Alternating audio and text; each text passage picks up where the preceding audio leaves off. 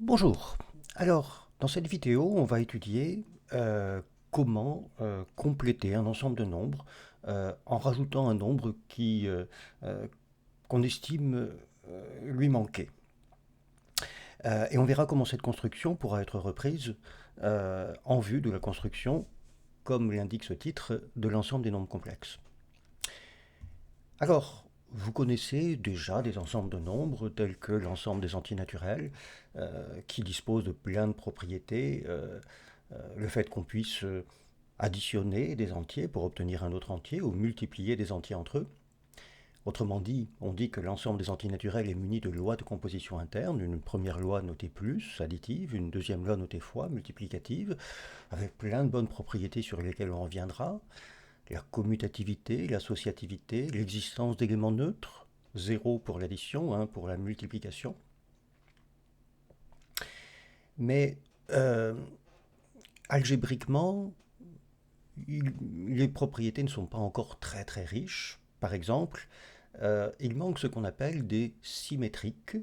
Par exemple, pour l'addition, le symétrique d'un entier k serait un entier qui, sommé au premier, donnerait le neutre 0. Or, que faut-il ajouter par exemple à 2 pour obtenir 0? Ben, on a envie de dire qu'il faut ajouter moins 2, et moins 2, c'est pas un naturel. Alors qu'à ce qu'en tienne, on agrandit l'ensemble des antinaturels pour construire l'ensemble des antirelatifs qui justement permet désormais que tout entier admet pour l'addition un symétrique. Pour la multiplication maintenant, on est loin du compte, puisque qu'est-ce que serait un symétrique pour la multiplication de 2? Ben, le symétrique de 2 serait ce nombre qui, multiplié à 2, donne le neutre de la multiplication, à savoir 1. Et évidemment, par quoi multiplier 2 pour obtenir 1? Ben, on a envie de dire 1 demi. Et 1 demi, ben non, c'est pas un entier. Alors, qu'à cela ne tienne, on complète encore l'ensemble des entiers relatifs pour avoir un ensemble où tout élément, ou presque, est symétrisable, on peut dire aussi inversible, symétrisable pour le produit, ou presque, bien sûr, parce que 0, ça va être difficile. Ça va être difficile de trouver un nombre qui, multiplié à 0, donne le neutre 1 de la multiplication. Mais tous les autres, ça va être possible, et vous devinez évidemment l'ensemble que l'on obtient en s'assurant que tout élément soit inversible. Il va falloir ajouter les inverses de tous les entiers, mais aussi considérer tous les produits qu'on peut obtenir d'un entier et de l'inverse d'un entier. Autrement dit, on construit ce qu'on appelle l'ensemble des nombres rationnels, qui est présenté ici comme l'ensemble des fractions a sur b avec a relatif et b un entier naturel non nul. Mais évidemment, bien entendu, on pourrait tout à fait présenter un nombre rationnel avec un dénominateur négatif, ça ne poserait pas de souci. D'ailleurs, évidemment, vous le savez, un nombre rationnel, une fraction, admet une infinité de représentants. Si a sur b convient, 2a sur 2b convient aussi, 3a sur 3b ou moins a sur moins b également. Alors, dans l'ensemble des nombres rationnels, on a l'ensemble de tous les entiers relatifs. L'entier k est représenté par k sur 1, par 2k sur 2, par 3k sur 3 si on préfère. On retrouve z tout entier inclus dans q. Mais pas que. On trouve aussi, bien sûr, tous les multiples de 1 demi, tous les multiples de 1 quart, tous les multiples de 1 huitième, tous les multiples de 1 sur 2 puissance n, en prenant n aussi grand qu'on le veut. Et même si je prends n très très grand, ou si je prends tous les multiples de 1 sur 2 puissance n pour toutes les valeurs de n appartenant à grand n étoile, j'obtiendrai même pas encore l'ensemble des rationnels, puisqu'il manquera encore par exemple un tiers, qui ne peut pas s'écrire sous la forme d'un entier que divise 2 puissance n. Et vous voyez déjà que, ici, je n'ai mis que les multiples de 1 huitième sur cette présentation graphique-là. Et en mettant un petit point pour chaque multiple de 1 huitième, j'ai l'impression déjà de remplir assez bien cette droite. Et vous devinez que si je continuais ainsi, à mettre les multiples de 1 seizième, de 1 32e, 1 64e, il arrivera un moment où j'aurai complètement colorié et recouvert, en apparence en tout cas, cette droite de ces rationnels sous cette forme-là, d'un entier que divise 2 puissance n. Alors, c'est évidemment un petit peu trompeur, ces points qui semblent recouvrir la droite, puisque vous savez déjà qu'il y a des rationnels qui ne se présentent pas comme ceci, Euh, et la question c'est, est-ce que tout point de la droite euh, va pouvoir s'écrire sous la forme d'un rationnel? Vous connaissez probablement déjà les réponses. Une chose est certaine, si j'essaie de me placer sur un point de cette droite, je vois que je pourrais approcher par des rationnels, d'aussi près que je le veux, ce point, mais ce qui est beaucoup moins certain, c'est que ce point va lui-même s'écrire sous la forme, enfin, va correspondre à une abscisse qui est un nombre rationnel. Alors, la réponse est, vous le savez, fausse, à savoir qu'il y a des points de cette droite qui n'ont pas une abscisse rationnelle. L'exemple le plus simple à comprendre et à prouver, c'est celui que l'on obtient en traçant un carré de côté 1 et en essayant de mesurer la longueur de l'une de ses diagonales. Si je nomme R celle-ci, vous le savez d'après le théorème de Pythagore que R va satisfaire l'équation R carré égale 1 carré plus 1 carré égale 2. Bon, autrement dit, on a envie de dire que R, ça va être une racine carrée de 2. Mais est-ce qu'une racine carrée de 2 est un nombre rationnel? Vous devez savoir probablement déjà que non. Et on le démontre en raisonnant par l'absurde. Si on supposait que R puisse s'écrire sous la forme d'un quotient de deux entiers A et B, avec B évidemment non nul, bon, on va lui supposer tous les deux positifs, ces entiers des naturels, puisque la distance R que l'on cherche à mesurer est elle-même un nombre positif. Bon, je prétends qu'on pourrait alors écrire R s'il pouvait s'écrire sous la forme d'un tel quotient d'entiers, avec le quotient de deux entiers A et B qui ne sont pas pairs tous les deux. Comment est-ce qu'on le justifie? Il suffit de se dire que si A et B sont pairs tous les deux, on va factoriser et simplifier par 2, et puis on va le faire autant de fois que nécessaire jusqu'à ce que. Et ce jusqu'à ce que se justifie par le fait que, à force de factoriser par 2, vous voyez, on factorise B par 2, puis encore le nombre obtenu par 2, par 2, par 2, on obtient à chaque fois un entier strictement plus petit, donc en un nombre d'étapes qui ne saurait excéder B, on va parvenir à un entier impair. Alors, je ne sais pas lequel des deux sera rendu impair, est-ce que c'est le numérateur, est-ce que c'est le dénominateur, peu importe. Une chose est certaine, à force, on va obtenir un quotient de deux entiers qui ne sont pas pairs tous les deux. Mais alors, on a toujours notre hypothèse absurde que R s'écrit ainsi, A sur B. On élève au carré cette relation pour écrire que R carré égale A carré sur B carré. Et on multiplie, autrement dit, A carré sur B carré égale 2. Je multiplie de part et d'autre par B carré, et j'obtiens A carré égale 2B carré. De cette relation, je déduis que A est forcément un entier pair parce que, on le sait, un entier impair au carré, ça reste un entier impair. Donc A est pair. Et si A est pair, alors il s'écrit sous la forme de A'. Seulement au carré, du coup, ça fait 4A' carré. 4A' carré qui vaut 2B carré. Je simplifie par 2 et il me reste 2A' carré égale B carré. Du coup, B est pair à son tour. Et j'en déduis qu'alors, A et B sont deux entiers pairs, l'un comme l'autre. Alors on s'était débrouillé pour affirmer le contraire, qu'on était capable d'écrire R sous la forme A sur B avec deux entiers A et B qui ne sont pas pairs simultanément. Autrement dit, il y a une contradiction, et mon nombre R, ma distance R de la diagonale de ce carré, ne saurait être un quotient d'entier, un nombre rationnel. Donc, c'est ainsi démontré, de cet ensemble des nombres rationnels, il y a des quantités que l'on aimerait pouvoir mesurer, des distances par exemple, qui ne figurent pas dans l'ensemble des nombres rationnels. Alors, l'idée, ça va être de compléter l'ensemble des nombres rationnels pour qu'il y ait dans le nouvel ensemble obtenu, non seulement tous les rationnels, mais en plus ce nombre R mesurant la diagonale d'un carré.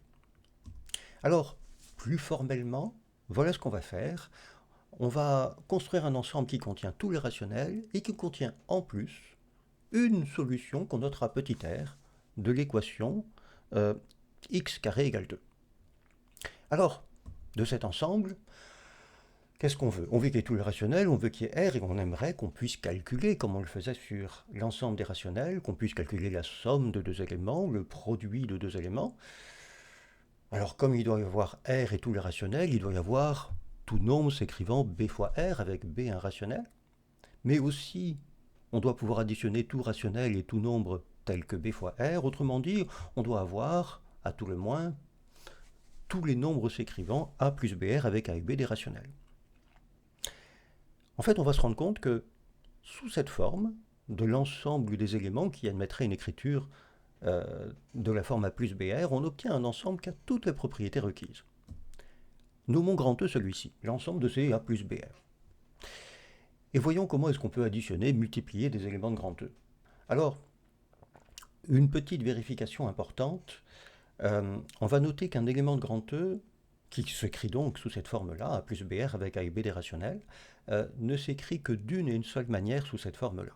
Autrement dit, si un élément de grand E s'écrivait A plus BR, mais aussi A' plus B'R avec A, B, A', B' des rationnels, alors on aurait forcément A égale A' et B égale B', car de l'égalité A plus BR égale A' plus B'R, en mettant ensemble les A d'un côté, les B de l'autre, on arrive à l'expression suivante, A moins A' égale B' moins B fois R. Et si j'élève au carré, on obtient que A moins A' au carré égale 2 fois B' moins B au carré, puisque R au carré, souvenez-vous, ça fait 2. Et ça n'est possible qu'à condition que, déjà, B soit égal à B'. Parce que si B n'était pas égal à B', je diviserais par B' moins B au carré, et je déduirais de cette relation que 2 admet une racine carrée rationnelle, qui est, par exemple, A moins A' sur B' moins B. Et ça, on a vu que ce n'était pas possible. Donc B' égale B, et puis si B' égale B, forcément, A moins A' égale 0, donc A égale A' aussi. Donc c'est établi, un élément de E admet une unique écriture sous la forme A plus BR. Alors maintenant, comment est-ce qu'on additionne? Bon, c'est très simple. Pour additionner x égale A plus BR et x' égale A' plus B'R, deux éléments de grand E, on le fait séparément, enfin, on additionne les A' ensemble, les B' ensemble, et on voit que x plus x' prend une forme qui permet de reconnaître un élément de grand E, puisque c'est de la forme A plus A' qui est un rationnel, plus B' qui est un rationnel, fois R. Le produit, c'est pas beaucoup plus compliqué. On développe évidemment A plus BR fois A' plus B'R, et en se souvenant que R carré égale 2, BR fois B'R, ça nous fait 2BB', et on voit qu'on arrive donc, en mettant ensemble les éléments qui sont facteurs de R et de ceux qui ne le sont pas, à cette écriture AA' plus 2BB', plus encore AB' plus A'B fois R. Et ça, c'est l'écriture d'un rationnel plus un autre rationnel fois R. Autrement dit, on reconnaît encore un élément de grand E. Alors, on ne s'arrête pas là. Et, ah oui, dernière petite chose. Donc, l'ensemble des nombres rationnels, on a vu que tout élément autre que 0 admet un symétrique pour la multiplication. Le symétrique de A sur B avec B différent de 0, c'est B sur A. Maintenant, comment est-ce qu'on peut faire d'un élément de grand E, x égale A plus BR? On va évidemment écrire 1 sur A plus BR, et on va essayer d'écrire ça autrement pour voir si ça peut s'exprimer comme encore un élément de grand E. Et l'idée, ça va être de faire quelque chose qui est dit très classique, ce qu'on appelle une sorte de quantité conjuguée. De cette écriture 1 sur A plus BR, si je multiplie et divise par A moins BR, à noter que ce A moins BR, ça ne peut pas faire 0. Parce que si ça faisait 0, ça voudrait dire ou bien que A et B sont nuls, ou bien que R est un rationnel, ce qui n'est pas. Alors, ce calcul fait alors apparaître le dénominateur, évidemment, identité remarquable, A carré moins B carré R carré, mais R carré ça vaut 2. Le dénominateur se simplifie donc en A carré moins 2B carré. Et du coup, notre écriture devient A sur A carré moins 2B carré, qui est un rationnel, plus moins B sur A carré moins 2B carré, qui est aussi un rationnel fois R. Et ça, on reconnaît du coup encore un élément de grand E. Alors, qu'a-t-on fait? On a donc construit, à partir de l'ensemble des rationnels, et puis de cette expression R, supposée être une solution de l'équation x carré égale 2, un nouvel ensemble. Un nouvel ensemble formé de tous ces nombres s'écrivant A plus BR. La coutume permettrait de noter cet ensemble ainsi, Q crochet R. Vous verrez un petit peu plus tard dans vos études pourquoi cette notation. Et ce nouvel ensemble a gardé tout plein de bonnes propriétés. On peut encore additionner, multiplier des éléments de cet ensemble pour obtenir un élément de cet ensemble. Donc il est muni de ce qu'on appelle des lois de composition interne, plus et fois. Et on vérifie. Alors on vérifie, je ne vais pas tout vérifier, mais je vais lister un petit peu les propriétés qui portent le nom de commutativité, associativité, distributivité. Alors, la commutativité et l'associativité de l'addition expriment quoi donc? Eh bien, elle exprime le fait que, alors la commutativité c'est très facile à comprendre, si j'ai deux éléments x et y de grand E, additionner x et y, l'ordre n'a pas d'importance, x plus y vaut la même chose que y plus x. L'associativité, quant à elle, est une propriété également très importante. Elle va permettre de se passer de parenthèses, puisqu'elle exprime que si j'ai additionné trois éléments, l'ordre des calculs n'a pas beaucoup d'importance. Je peux additionner les deux premiers, x et y, puis additionner à leur somme un troisième z, ou décider d'additionner d'abord y et z, puis d'additionner à la somme obtenue l'élément x. Et du coup, évidemment, la somme de x, y et z, on va l'écrire sans les parenthèses, qui ne servent finalement donc à rien. Ce n'est pas à nous d'imposer dans quel ordre on va faire les calculs. Donc bien entendu, doublé de la commutativité, l'associativité indique que si j'ai assommé x, y et z, toute la manière que j'ai de présenter les calculs conviendra. Par exemple, additionner x et z, puis additionner y à la somme obtenue, fonctionnera aussi.